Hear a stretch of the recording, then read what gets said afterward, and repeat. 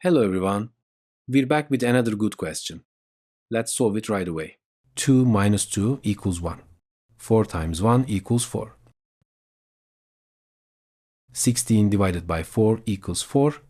If you solve like this, you'll make an error. When solving this question, we use the principle of order of operations. PEMDAS in short. P stands for parentheses, E stands for exponents, M stands for multiplication, D stands for division, A stands for addition, S stands for subtraction. There's another feature here. Multiplication and division are not ordered. They are performed from left to right. Similarly, addition and subtraction are performed from left to right. Now, let's solve the question using these rules.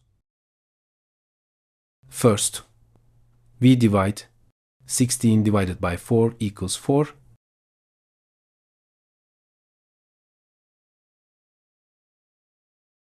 4 times 2 equals 8. Finally, we subtract.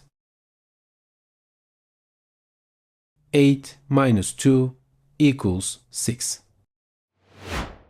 Now, find your answer to this question and write it in the comments. Let's see who can find the correct answer. Our videos will continue. Subscribe using the logo on the screen so you don't miss any new videos.